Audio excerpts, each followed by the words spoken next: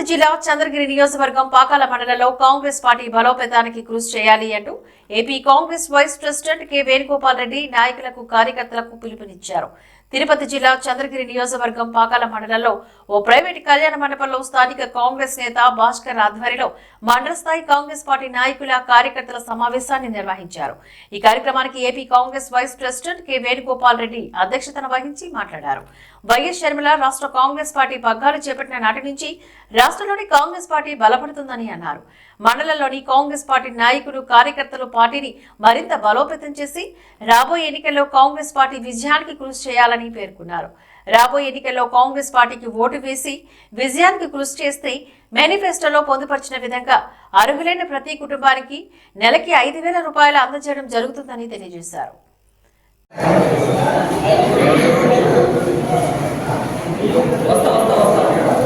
రాష్ట్ర కాంగ్రెస్ అధ్యక్షురాలు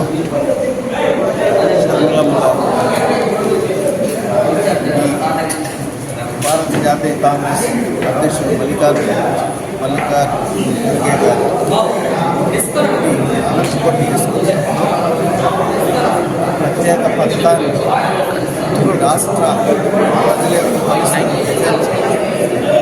కనీసం నిత్యావసర సరుకులు కూడా కొనుక్కొని కనీసం ఆహారం కూడా తీసుకునే స్థితి లేకుండా పేదరికం లేకుండా రాష్ట్రం చెప్పిన తర్వాత వారి ఆలోచనతో ఒక ప్రత్యేక పథకాన్ని ఈ కాంగ్రెస్ పార్టీ ప్రజల్లోకి తీసుకుపోవడానికి కాంగ్రెస్ పార్టీ గెలిస్తే ప్రతి పేద కుటుంబానికి వయోనిమిత్తం లేకుండా వివాహం జరిగిన ప్రతి స్త్రీ ప్రతి నెల 5,000 రూపాయలు వారి అకౌంట్ నేరుగా ఇచ్చే పథకాన్ని కాంగ్రెస్ పార్టీ.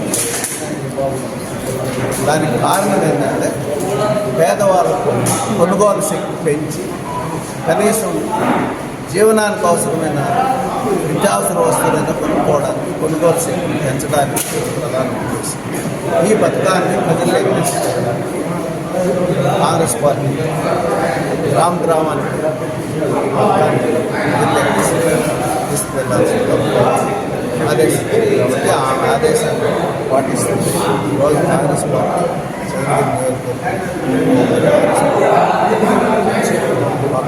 ప్రత్యేక సమావేశం చేసి కార్యకర్తలు విషయాలు తీసుకెళ్ళారు.